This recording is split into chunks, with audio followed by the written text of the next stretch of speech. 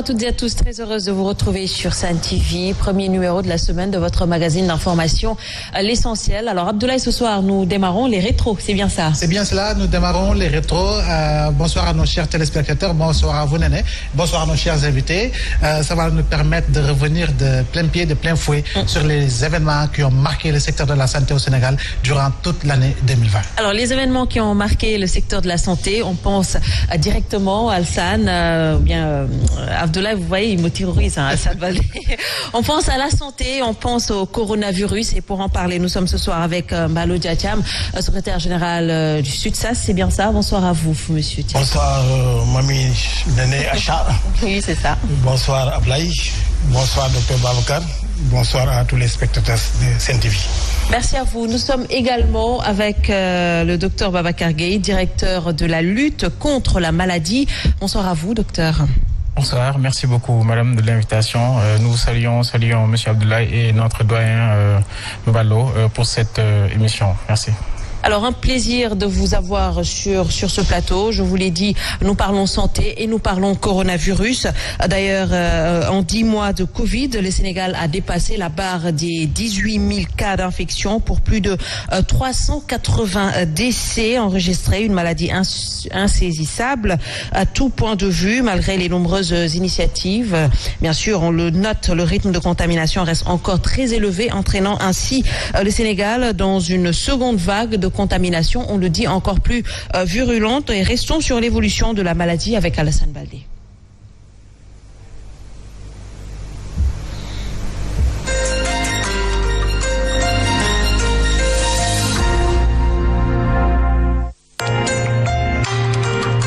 Premier cas enregistré en Wuhan, en Chine. Très vite, le virus a touché tous les continents, voire les pays. Le Sénégal déclare ainsi officiellement son premier cas le 2 mars, un cas importé d'Europe, puis une deuxième personne venue d'Angleterre, par la suite un ressortissant sénégalais fraîchement revenu d'Italie. Et depuis lors, à chaque jour, son lot de personnes infectées. À ce jour, le Sénégal a dépassé de loin la barre de 18 000 personnes infectées pour plus de 380 décès, avec plus de 17 000 personnes guéries, ce qui a valu d'ailleurs à notre pays d'être classé le deuxième pays qui a mieux géré le Covid-19. Outre le respect des mesures barrières, il y a eu également la suspension des voyages interurbains, tout comme le couvre-feu. La Covid a également occasionné quelques prises de gueule, notamment avec le professeur Seydi et le cabinet du ministre de la Santé, qui n'avait pas aimé sa sortie après une visite au CTE de Ziguinchor, déplorant le plateau technique qui ne répondait pas aux besoins de l'heure. C'est dire qu'avec le Covid-19, tout s'accélère à vitesse grand V. Nombre d'infections, nombre de décès par jour, et même pour la confection du vaccin, car il a fallu seulement 9 mois pour que 3 vaccins soient mis sur le marché. Des vaccins qui suscitent à la fois espoir pour l'Europe et inquiétude chez d'autres. C'est le cas au Sénégal, où l'écrasante majorité de la population semble pour le réticent à ce. Voilà, merci à vous Alsan Baldé pour ce résumé. Alors le 2 mars, on l'a vu, notre premier cas a été enregistré. Aujourd'hui, on parle de 18 728 cas et 390 décès. Alors le coronavirus est une réalité et ça a marqué les esprits cette année 2020. Effectivement, cette année 2020 sur le plan sanitaire, c'est la Covid-19. Et là, si on doit faire le rétro de cette année, la première chose à faire, c'est de pouvoir rendre hommage à ce personnel de santé, en particulier le personnel de santé qui a été en première ligne et qui a permis aujourd'hui de préserver notre pays d'une catastrophe qui était prévue. Vous savez autant que moi que des experts ont dit que, en tout cas les pays africains, le Sénégal en particulier, devraient compter des centaines de milliers de décès. Mais aujourd'hui, nous sommes, comme vous l'avez dit, à 390 décès. C'est dire que le système de santé a été résilient et il a été secoué, mais il est resté debout. Et ça, c'est du fait de l'engagement et du patriotisme du personnel de santé, notamment ceux qui étaient en première ligne. Et tout ceci, nous avons pu le faire à travers une vision éclairée et des orientations bien définies par le chef de l'État et le ministre de la Santé et de l'Action sociale. Alors justement, vous l'avez dit, le système de santé, on n'a peut-être rien à dire, mais il y a eu quand même des choses qui ont marqué cette année par rapport à ce système de santé. Mais Mballo, qu'est-ce qu'on peut retenir par rapport à la gestion de cette Covid-19? Ok, je vous remercie. Je salue le docteur Babacar. Je voudrais aussi à mon tour m'incliner devant la mémoire de tous ceux qui ont perdu la vie à cause du corona. Et ça sera notre troisième point. D'autres causes aussi. Donc, m'incliner devant leur mémoire. Ensuite, rendre hommage à tout ce personnel qui est debout, qui est encore debout face à cette meurtrière que constitue la Covid-19. Pour ce qui est de la gestion de la pandémie, donc nous avons tout le temps dit que nous avions donc une gestion donc à fortune diverse. Parce que nous autres, au sein du SUTSAS et au sein même de Andegessom, nous n'avions pas manqué d'alerter déjà au mois de février, avant même que la maladie ne vienne. Et sous ce rapport, nous avions dit effectivement que si la maladie arrivait, le personnel de soins, le personnel donc qui est en première ligne, devaient être les premiers à être contaminés. Et si on les contamine, donc ce seront non seulement des personnels qui seront en manque par rapport au dispositif, d'autant que nous sommes en déficit de personnel, mais aussi les structures aussi seraient mises en quarantaine et ça diminuerait aussi la capacité d'accueil. On a prévu cela. On avait dit aussi qu'on n'allait pas se limiter seulement au personnel de première ligne, par rapport à ceux qui sont au niveau des aéroports, des ports, etc., les ports d'entrée, parce qu'on guettait la maladie à ce niveau-là. Mais il fallait aussi former et sensibiliser ceux qui étaient en deuxième, en troisième ligne et les protéger. Et à ce niveau, dans un premier temps, il y a eu beaucoup de difficultés par rapport à cette protection des travailleurs et par rapport aussi à la sensibilisation des populations et par rapport aussi à tout ce qui devait constituer comme dispositif de prévention, parce que tout le monde le sait, la maladie n'est ni vaccin ni médicament.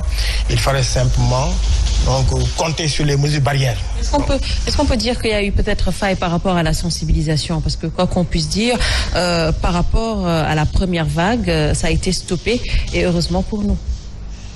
Oui, sur la première phase, évidemment, il y a eu, comme je l'ai dit, des fortunes diverses, parce que par endroit, il y a eu beaucoup d'informations, beaucoup de sensibilisation, beaucoup de communication, mais tout le monde n'a pas été au même niveau d'information et au même niveau de sensibilisation.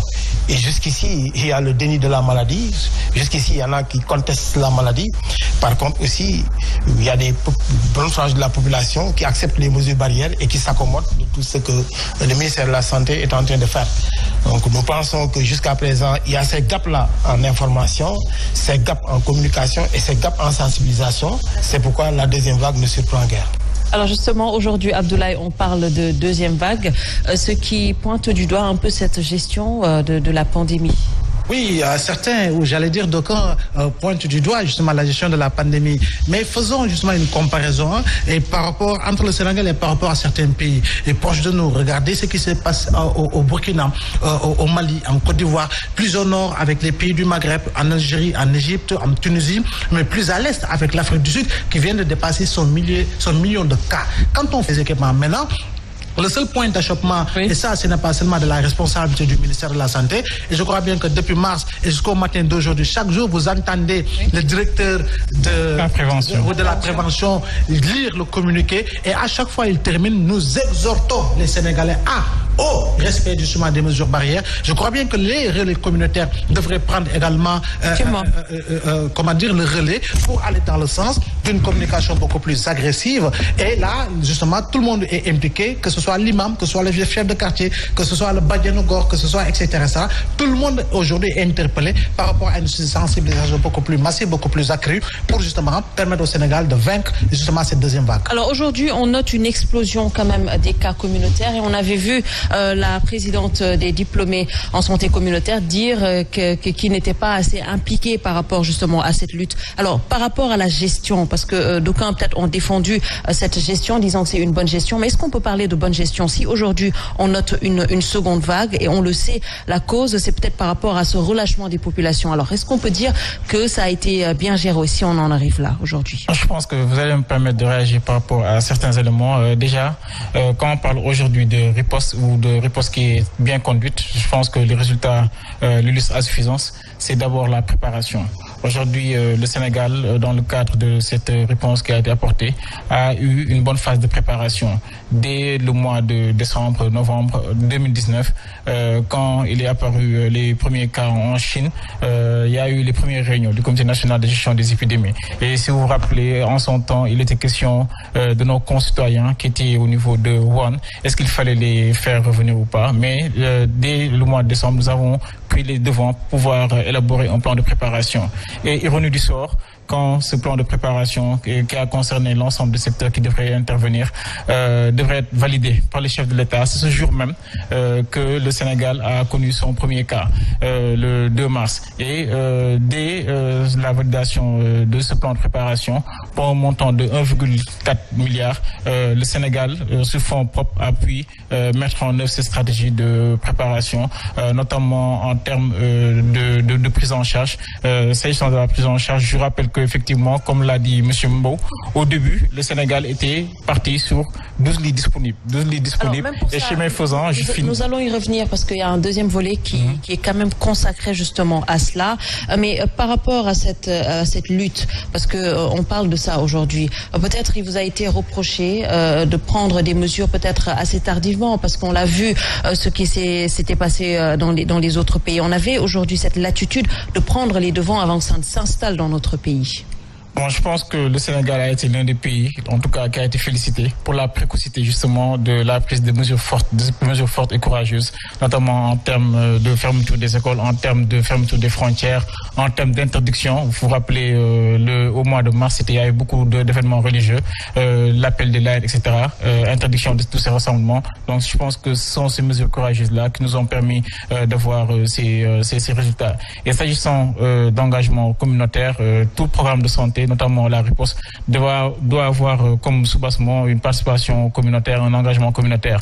Et le Sénégal, je pense que je parle sous le contrôle du doyen Mballo, a un bon dispositif de santé communautaire. Aujourd'hui, tous les programmes de santé qui ont d'excellents résultats le doivent à ce dispositif de programme de santé communautaire, et lequel dispositif, effectivement, à travers les relais communautaires, les acteurs communautaires de promotion et de prévention, ont été impliqués dès le début par rapport à cette riposte. Alors, je ne sais pas si ça a un lien, parce que là, on parle d'un bon système par rapport à la santé communautaire. Aujourd'hui, on voit ce qui se passe avec les cas communautaires. Est-ce que vous êtes d'accord aujourd'hui avec tout ce que vient de dire le docteur, et surtout par rapport à l'engagement communautaire? Pour ce qui est de l'engagement communautaire, il faut signaler, et nous l'avons répété à suffisance, que nous avons une l'université de Bambey qui produit des cadres en santé communautaire. Ils ont la licence au Bac plus 3, les autres en conseil en santé communautaire. C'est des médecins en blouse. Et nous pensons que jusqu'ici, ils n'ont pas été mis à contribution comme il le fallait. Évidemment, il y a eu quelques volontaires qui sont engagés dans la lutte, comme tout bon Sénégalais. Mais dans le dispositif, dans le maillage, donc, ils n'ont pas été pris en compte. D'autant plus que même au niveau de la fonction publique, le portail n'est pas ouvert pour ce personnel, pour le recrutement. Et là aussi, le ministère de la Santé traîne les pieds, on ne sait pas pourquoi. Parce que si on s'est battu au niveau du SUSAS et au niveau de Andegessom pour la transformation de ces régions médicales qui sont dans une approche maladie, l'approche épidémiologique, en lieu et place d'une approche sanitaire par les déterminants, jusqu'à ce qu'on ait transformé par décret ces régions médicales qui donc doivent porter donc l'intitulé de direction régionale de la santé et de l'action sociale. C'est un contenu. On doit agir sur les déterminants de la santé, prévenir davantage, parce qu'on n'aura jamais assez d'argent pour le curatif. Nous pensons qu'à ce niveau aussi, le ministère de la Santé traîne les pieds par rapport à cela. Maintenant, les agents de santé communautaire, tout le monde sait que le succès de la vaccination, le succès du PEV est dû à cette armée d'agents de santé communautaire. Donc, mais malheureusement, ils n'ont pas été protégés par endroit. Et jusqu'ici, ils courent derrière la motivation qui ne les a pas concernés. Or, à un moment donné, même sur ce plateau, nous avions dit que si M. le Président de la République a cette générosité de motiver le personnel, nous pensons que ceux qui sont là, comme on le dit, le maçon truel, donc au pied du mur, nous pensons qu'ils doivent être les premiers, non seulement à être protégés, mais les premiers à être sensibilisés et les premiers donc à être motivés. Et quand on parle aujourd'hui de la perspective de vaccination, certainement on viendra là-dessus, nous pensons qu'il n'y a pas mieux indiqué que ces gens-là, pour les informer de cette perspective, de savoir pour qu'ils puissent convaincre davantage les populations sans lesquelles donc on aura des difficultés. Alors nous passons tout de suite, Abdoulaye, au deuxième élément, parce qu'on le sait, une vingtaine de centres de traitement dédiés à la prise en charge des malades de Covid-19. Le Sénégal a mobilisé tout son système sanitaire pour faire face à l'épidémie de coronavirus, en accent particulier et noté, bien sûr, présentant sous une forme grave. Je vous propose de suivre ce compte-rendu de Simon Faye.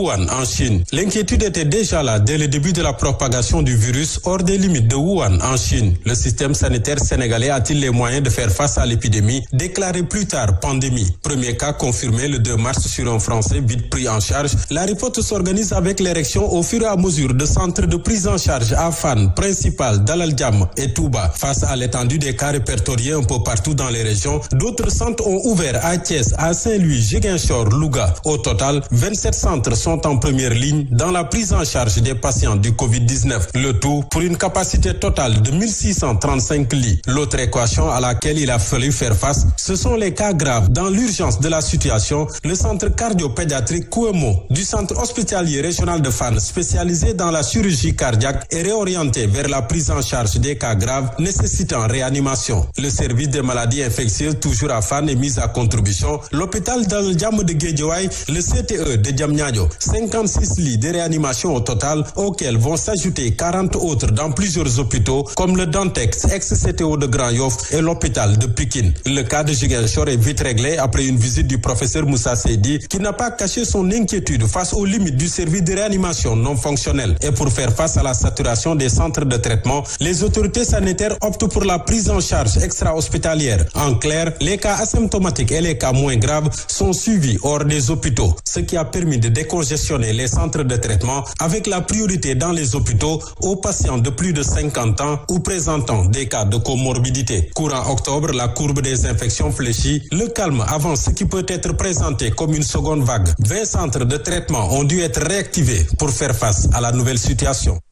Alors, vous le savez, des centres de traitement réactivés pour faire face à cette nouvelle situation. On le dit, on parlait déjà de 52 centres de traitement. Qu'est-ce qu'on peut retenir justement par rapport à la prise en charge des malades? Mais ce qu'on peut retenir à ce niveau, je pense que c'est la capacité d'adaptation du système de santé du Sénégal. La capacité d'adaptation dans la mesure où... Vous pensez qu'on a une bonne capacité d'adaptation? Mais justement, je vous explique.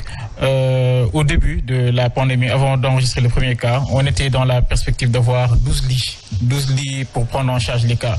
Mais quand on a eu le premier cas déjà importé à Dakar, ensuite les autres cas à Touba, très rapidement, le système de santé s'est adapté. Et de 2 centres de traitement au niveau du pays, nous sommes passés, au lieu de 20 ou 27, à 52 centres de traitement. Et par rapport à ces 52 centres de traitement, ils étaient tous répartis sur le territoire, conformément au principe d'équité pour pouvoir déconcentrer les soins, pour pouvoir déconcentrer la prise en charge. Je pense que ça, c'est une capacité de résilience. C'était au même moment également qu'on entendait le professeur Seydi parler d'impact, justement, parce qu'il n'y avait pas assez peut-être de lits chauds ou de centres... Je pense que j'y viens par rapport à ça, le CTE, par rapport à la stratégie de traitement. D'abord, il y a les CTE pour prendre en charge les cas les cas confirmés, mais à côté, on devrait mettre en place des lits chauds. Et par rapport à cela, je pense que le Sénégal a très rapidement pris les dispositions, et ça, on voudrait remercier les autorités qui nous ont permis d'avoir une dérogation par rapport au code des marchés. Et nous avons acquis pendant cette période de 4 mois 115 respirateurs. Et quand je dis respirateurs, c'est avec tous les éléments, notamment ECG qui l'accompagnent pour pouvoir prendre en charge les cas graves. Et effectivement, l'ensemble des régions où devraient être pris en charge ces cas graves-là ont été dotés de respirateurs. Et ça me permet de revenir tout à l'heure sur ce que disait M. Mbou. Dans un système de santé, il y a une organisation. Donc, c'est une pyramide sanitaire. Et au niveau de la pyramide sanitaire, en termes de soins, chaque niveau de la pyramide sanitaire doit offrir un certain nombre de services. Et pour le cas de Matam, effectivement, dans la stratégie, nous avons retenu que dans la région de Matam, c'est l'hôpital de Ourossogui qui devrait prendre en charge les cas graves. Donc les respirateurs, le dispositif de réanimation était installé au niveau de Ourossogui. C'était comme quand vous dites que au centre du Marc Sankalé à Basse-Ndaou, il y a un pied diabétique qui devait être opéré. On l'a laissé là-bas et depuis on l'a pas opéré, il est décédé. Le centre Marc Sankalé, bien qu'étant en référence par rapport au diabète, n'est pas une structure pour pouvoir opérer. Donc Matam, dans la région, c'est Ourossogui qui était dédié par rapport à la prise en charge des cas graves. Alors, avec tout ce qui a été dit, Mbalo, qu'est-ce qu'on peut retenir justement de cette prise en charge? Parce que on a quand même entendu les acteurs de la santé crier carrément, dire qu'effectivement, il y avait peut-être déficit par rapport justement à tout ça. C'est exact, parce qu'il parle de 12 lits au départ. Non seulement il y avait 12 lits, mais aussi on a pu même fermer le service de gériatrie de Fann pour pouvoir héberger aussi d'autres cas graves. Or, depuis le début de la maladie, on savait effectivement qu'on avait 12 lits, mais les centres des opérations, depuis Ebola, devaient pouvoir se déployer dans toutes les régions.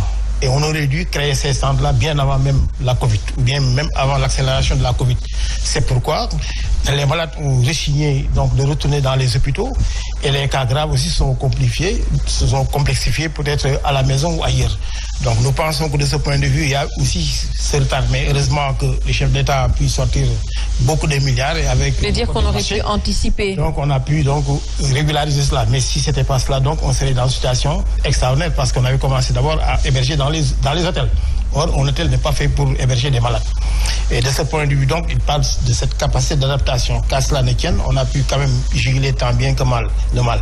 Mais la question fondamentale, c'est vrai, on a acquis beaucoup d'appareils, que ce soit en laboratoire, en imagerie, etc. Mais la question fondamentale, c'est les ressources humaines. Et les ressources humaines de qualité pour faire fonctionner. Vous avez parlé de Matam. Matam, la question des respirateurs a été réglée. Il y a 3 respirateurs neufs. Mais le problème, c'est l'anesthésiste, le réanimateur. C'est donc de ce point de vue. Parce que tous les malades n'ont pas besoin, disons, de respiration artificielle. D'autres malades ont besoin d'autres types de soins. Or, les spécialistes ne courent pas les rues. Et certains même spécialistes aussi, à peine venus, donc n'hésitent pas à retourner si les conditions n'y sont pas.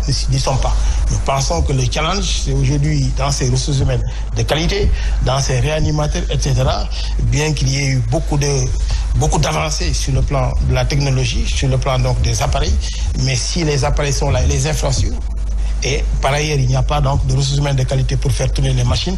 Donc nous serons donc à la case départ. C'est ça le mal. Donc déjà, il y a un problème de ressources humaines. Mais quel impact ça a pu avoir tout ça par rapport justement à la lutte contre la Covid-19? Parce que quoi qu'on puisse dire aussi, on a un avantage par rapport aux pays de la sous-région. C'est vrai, mais on ne doit pas niveler donc par le bas, je pense bien. D'ailleurs, la question de Matam, quand on érigeait l'hôpital de Matam, c'est sous le régime de son excellence Abdoulaye Wade. Nous avions dit que Ourossogui et Matam, c'est 7 km. Donc comment pourrait-on construire un hôpital à 7 km d'un autre? Quel serait même le statut de cet hôpital-là? On dit qu'on a créé une nouvelle région, c'est Matam, il nous faut un nouvel hôpital ou bien un hôpital de région. De ce point de vue, si ils ont choisi Ourossogui comme centre de traitement, centre principal, des cas graves, mais Matam aussi réclame sa part que ce soit alpha. Et bien, il y a un choix qui a été fait. C'est un CTE, mais les cas graves orientés à Ourossogui. Mais c'est parce que de part et d'autre aussi, il y a ce déficit de personnel de qualité, ce déficit de spécialistes. Maintenant, l'impact, vous le savez, c'est des retards dans la prise en charge, donc qui impactent non seulement sur la maladie, mais qui impactent aussi même sur la mortalité. Ça, il n'y a pas à chercher loin pour le savoir. Donc, nous avons ce problème-là. À Ziguinchor aussi, le problème s'est posé. C'était simplement un problème de raccordement de l'oxygène, donc du centre où on devait donc recevoir les malades et l'hôpital. Donc, il y a un problème simplement de raccordement. Et ça a fait beaucoup de bruit. Vous avez parlé de Seydi tout à l'heure, quand le professeur est allé, il a effectivement remarqué qu'il y avait ces dysfonctionnements. On a pu corriger. Mais on ne devait pas attendre donc, que chacun crie pour qu'on s'y mette. Donc, il y a aussi des dysfonctionnements qu'il faut relever. En tout cas, mais malgré tout, la qualité a été assurée. Et ce que ça nous a montré, Abdoulaye, c'est que tout ce qu'on peut faire aujourd'hui, le coronavirus a démontré cette chose, c'est qu'on ne peut compter que sur effectivement, il faudrait peut-être qu'on pense à développer l'industrie pharmaceutique, le coronavirus entre autres. Nous a montré et nous a donné beaucoup d'enseignements par rapport au comportement que nous devons avoir à tous les niveaux, à toutes les échelles. Vous savez, nous avons passé le cap où, ici sur ce plateau, je disais que le secteur de la santé, tellement dans l'agonie, était embarqué dans une ambulance sans gyrophare, cherchant un hôpital sans lit. Et donc, ce qui veut dire que depuis lors, nous avons fait énormément de progrès et ça, il faudra le reconnaître. Et Mbalo a raison d'insister sur le recrutement de personnel de qualité, parce que quoi qu'on puisse dire, il est vrai que le ministre de la Santé, Abdoulaye Diouf Sarr, et toute son équipe ont donné des gages par rapport au recrutement massif justement de personnel de la santé, mais nous voulons aujourd'hui qu'il y ait des enseignements appris du coronavirus. Un gynécologue pour toute une région, je crois bien que nous devons dépasser ce cap-là. Un pédiatre pour tout un département, nous devons dépasser ce cap-là. Un gériatre pour, je sais pas moi, pour toute une région, on doit dépasser ce cap. Nous devons aller dans le sens, parce que nous en avons les moyens. Au niveau de la faculté de médecine, de pharmacie et d'odontologie, nous formons énormément justement de spécialistes. Aujourd'hui, nous sommes heureux de voir des jeunes aujourd'hui être au sommet des sphères de décision dans le secteur de la santé. Aujourd'hui, nous ne devons plus voir justement des Sénégalais être acheminés au Maroc, en Tunisie, en Algérie, alors que la majorité justement de ces médecins, professeurs, docteurs viennent justement prendre leur enseignement au niveau de la faculté de Dakar. Et donc, impérativement, il nous faut aller dans le sens de nous dire que le secteur de la santé est un secteur névralgique, tout comme le secteur de l'éducation. Ce sont les deux piliers, les deux secteurs piliers sur lesquels justement l'État doit miser et beaucoup miser. Il est vrai que le président a demandé des réformes, le ministre a annoncé également des réformes dans le secteur de la santé, mais si on suit l'ordre pyramidal, on se dit qu'en réalité, on est dans la phase de construction d'infrastructures. On vient d'inaugurer l'hôpital de Kaffrine, mais si on inaugure l'hôpital de Kaffrine flambant neuf, mais sans personnel, ça pose problème. Quand on voit l'hôpital d'Al Djam aujourd'hui, c'est un bijou, quoi qu'on puisse dire, mais nous avons également besoin d'avoir un personnel de qualité, un plateau technique relevé, tout comme l'hôpital Mame Abdoul Aziz Sy de Tivaouane et ailleurs. Maintenant, il nous faut véritablement prendre les enseignements du coronavirus et nous dire qu'il nous faut miser et, comme vous l'avez dit, compter sur nous-mêmes, parce qu'il nous faudra impérativement compter sur nous-mêmes, parce que l'après-Covid sera toujours le Covid. Alors, chaque année, on entend dire qu'il faut, oui, vous voulez rebondir sur ça, qu'il faut peut-être relever... Sur la question des ressources humaines, rapidement. Je pense que... Chaque année, on le dit qu'il faut renouveler justement, relever le plateau médical, et on reproche également aux médecins d'être tout le temps dans les bureaux au lieu d'être carrément sur le terrain. Qu'est-ce que vous dites et qu'est-ce que vous répondez également? Bon, déjà sur la question des ressources humaines, je voudrais rassurer mon doyen Mbalo et M. Mbou. Je pense que le chef de l'État a annoncé un recrutement massif de 1500 agents de santé. Parmi ces 1500 là, il y aura 500 médecins et 1000 agents paramédicaux. Je pense que ce sera très important. Ça va permettre de résorber... On n'espère pas que ce sera 400 médecins qui seront dans les bureaux, sur les 500... Non. Parmi les médecins, il y aura des médecins, spécialistes et qui, conformément au principe d'équité, comme j'ai dit tout à l'heure, seront au niveau des régions. À côté de cela, il y a, comme on a dit, la Covid a secoué le système de santé, mais le système de santé est resté debout, le système de santé a été résilient. Mais ça a été une opportunité pour le système de santé, parce qu'effectivement, le chef de l'État a demandé à ce qu'on puisse élaborer, et ça sera validé lors d'un conseil présidentiel, un plan d'investissement sectoriel de 514 milliards. Et parmi les grands axes de ce plan d'investissement sectoriel, il y aura le renforcement des infrastructures et des équipements, il y aura l'accessibilité des médicaments sur tout le territoire, mais surtout un renforcement du système de santé en ressources humaines de qualité et au niveau surtout périphérique. Autre élément, il parlait de gynécologues, de pédiatres.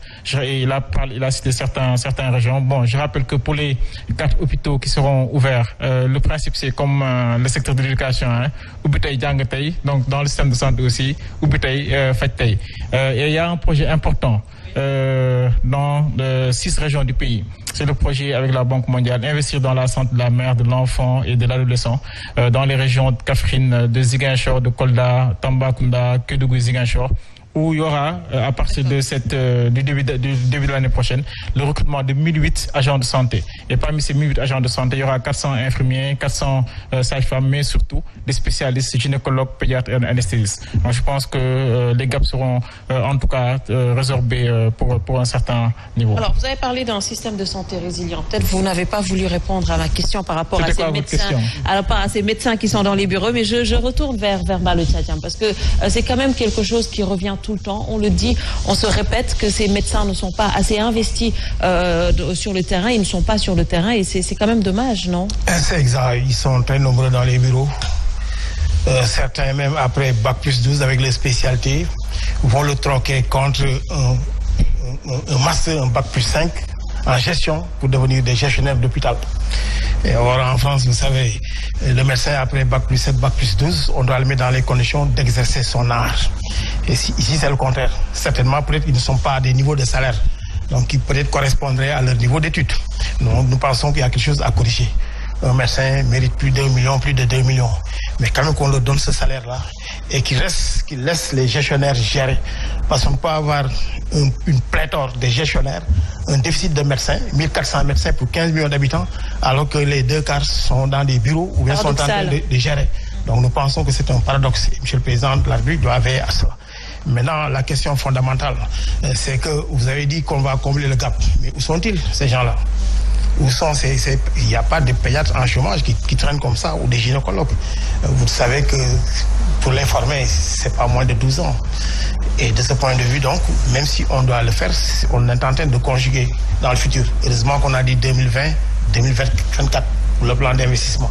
Peut-être 2024 pour la première fournée, la première promotion. Mais pour l'instant, si on ouvrait aussi ces hôpitaux, ce serait donc du déshabiller Jean pour habiller Paul. On allait prendre des gens, ou bien des gens qui seraient en vacation, comme certains hôpitaux, c'est cela. Parce qu'il y a eu ce retard énorme d'investissement dans les ressources humaines, un retard énorme de recrutement. Et pourtant, nous n'avons pas manqué de revendiquer cela. Et on nous avait promis au moins 1000 par an. 1000 par an, on est resté presque 5 ans sans recruter. Et aujourd'hui, la perspective de recrutement, Monsieur le Président de la République, avec nos 16 plans d'action en Guesson, vous avez reçu. Mais il nous avait dit, donc la question des ressources humaines, on lui avait dit qu'avec le plan JICA, c'était pour 2 ans, 2016-2018. C'est fini, JICA. Alors ces gens-là, on les laisse traîner comme ça, après les Cobra. Bon, il avait demandé à ce qu'on les mette. Par rapport à son discours du 4 avril, il avait parlé de recrutement également. Non, je dis bien, déjà en janvier 2019, Monsieur le chef d'État avait demandé à Madame le ministre de la fonction publique, Mariama Massal, quel était le quota du ministère de la Santé. Elle avait dit 600. On avait dit 600. Votre micro, s'il vous plaît. On a enrôlé ces contractuels dans la fonction publique. Ensuite, on va procéder à une autre contractualisation. Mais les 600, tous ceux qui avaient donc satisfait aux critères d'éloignement et d'ancienneté ne sont pas passés. Donc, voyez, ça pose problème. Donc, même pour ça. Alors, à ce niveau, très rapidement, en 30 secondes, si véritablement les réformes enclenchées donnent les résultats escomptés dans le secteur de la santé et de l'action sociale, je crois bien qu'un appel patriotique pourrait être lancé à ces dizaines et centaines de médecins qui sont sénégalais et qui travaillent un peu partout en Europe, aux États-Unis. On peut le faire revenir par un appel patriotique. Et il y a énormément de spécialistes. Je donne l'exemple du docteur Chor qui a dirigé le programme national de lutte contre le paludisme, qui est devenu aujourd'hui un consultant international, mais il y en a une dizaine partout à travers le monde et ils sont tous sénégalais. Je crois bien que si véritablement les réformes sont enclenchées et que véritablement tout le monde, véritablement le personnel de la santé se sent carrément dans son élément et dans son secteur, je crois bien qu'un appel, comme l'avait fait Wade en son temps, pourrait être bénéfique au secteur de la santé, parce que nous avons d'éminents docteurs, professeurs, infirmiers qui sont un peu partout en Afrique et à travers le monde et qui sont des Sénégalais de pure souche, qui sont sortis de la faculté de médecine, de pharmacie et d'odontologie. Et je pense que... Alors, en 30 secondes, s'il vous plaît. Parce oui, c'est pour répondre à votre question. Hein. Les médecins sont sur le terrain, effectivement. Oui. Et j'en profite pour présenter mes condoléances au gynécologue de l'hôpital régional de Kolda, donc qui est un gynécologue là-bas, et qui allait le week-end dernier, et qui a fait un accident sur la route et a perdu son épouse. Je voudrais m'incliner devant l'âme de son épouse-là. Et je pense que s'il y a une perspective qui permettra de régler un certain nombre de gaps, notamment la fonction publique locale. Et maintenant, quand les postes seront au niveau du territoire, je pense qu'il y aura des solutions à ce niveau. D'accord. Alors, l'autre point, c'est justement, on parle de 390 décès. Énormément de personnes ont été emportées par le coronavirus. On parle de sportifs, d'autorités, d'hommes religieux, d'hommes politiques. Donc, nous allons justement voir tout cela avec ce résumé de Mambéia. À ce jour, le Sénégal compte 390 décès liés à la pandémie. Un bilan qui ne cesse de s'alourdir depuis la première victime, Pape Diouf. L'ancien président de l'OM n'est pas uniquement le premier sur la liste des emportés par la Covid. Il est également la première personnalité sénégalaise qui n'a pas pu échapper à la pandémie. L'annonce a été faite le mardi 31 mars 2020, au moment où beaucoup de Sénégalais ne croyaient pas à la maladie. À l'âge de 68 ans, le décès de Pape Diouf, ancien président de l'OM, a été perçu comme un signal fort chez les citoyens. S'en est suivi une liste de personnalités contaminées. L'ancien ministre Souad Moustapha Guirassy, qui au mois de juin avait posté une vidéo pour faire part de ses tests revenus positifs. Le comédien Sambassine, alias Koutia, qui a été gravement atteint, était à un moment donné en réanimation. Bakary Cissé, chef du journal Record, également testé positif. Le maire de Guédiawaye Alussal et sa femme, au mois de mai, annoncent qu'ils ont été testés positifs et traités à l'hôpital d'Al Djam. Sur la liste des personnalités infectées, le ministre Omar Sarr, au mois de juin, il était donc interné dans le centre de traitement de Fann. Une liste d'autorités testées positives très longue lors de la première vague et la deuxième n'a pas été tendre. Le virus qui se pointe à l'Assemblée nationale avec plusieurs députés testés positifs tels que Mamadou Lamine Diallo de Tekki. Pire, le décès enregistré de l'honorable député Marie-Louise Diouf de la mouvance présidentielle. Le maire de Ross Béthio, Mamadou Bekay Diop, également emporté par la Covid, sans oublier le secrétaire général du ministère de l'économie, du plan et de la coopération, Pierre Ndiaye, décédé le 23 décembre, lui aussi emporté par la Covid.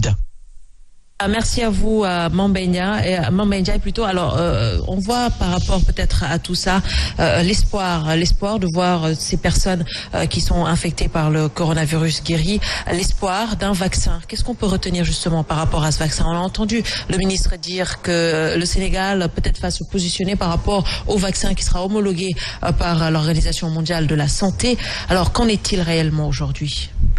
Déjà, vous me permettrez de m'incliner devant l'âme de ces personnes qui ont été emportées par le coronavirus et présenter nos condoléances, renouveler nos condoléances à leurs familles éplorées. Revenir rapidement sur les décès, c'est la question de des comorbidités, d'où l'importance de pouvoir préserver les personnes âgées et les personnes présentant des comorbidités, parce que c'est réellement ces personnes-là, pour l'essentiel, qui meurent du coronavirus. Et on se rend compte aussi que du fait d'une détection tardive, d'un recours tardif aux soins, ça peut expliquer certains décès.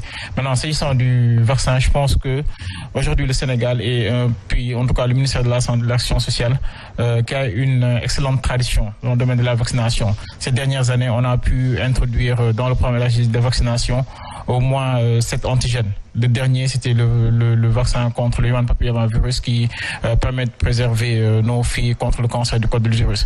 Donc, il y a une procédure à respecter pour introduire un vaccin. Donc, cette même procédure-là qui va être respectée s'agissant du vaccin contre la COVID-19.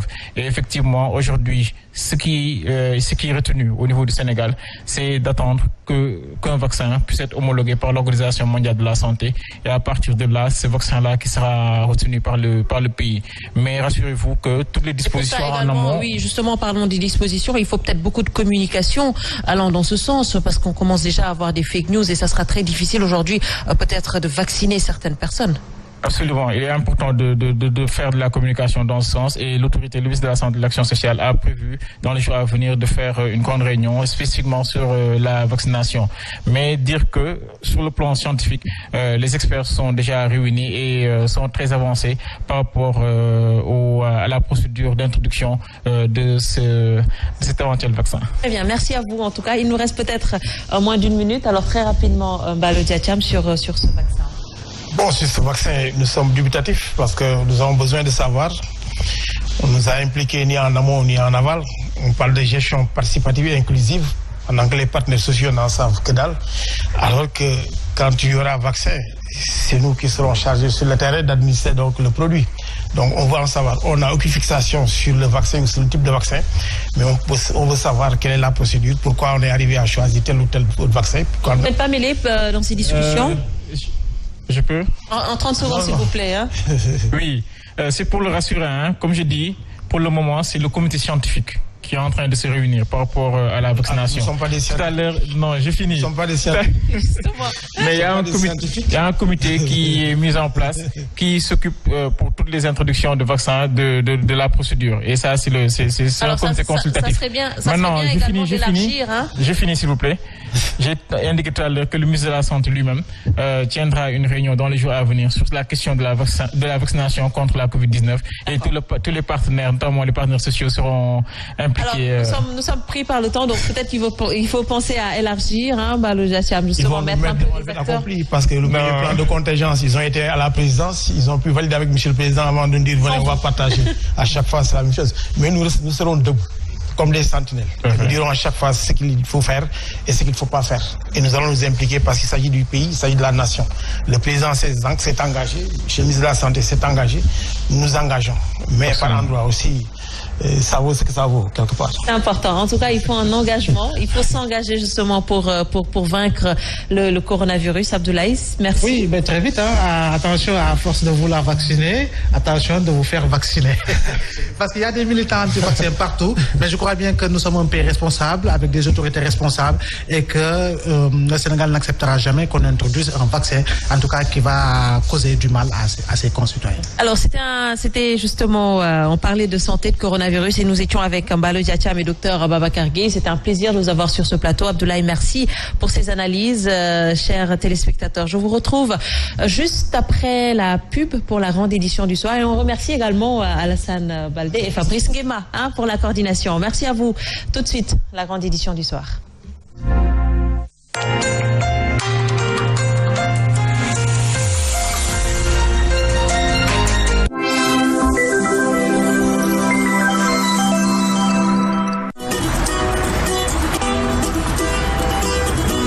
sama waa ji kër gaa ngi nii waaye dama jaawale xam nga rek ci waxtu yi damay namm ataaya lool sax góor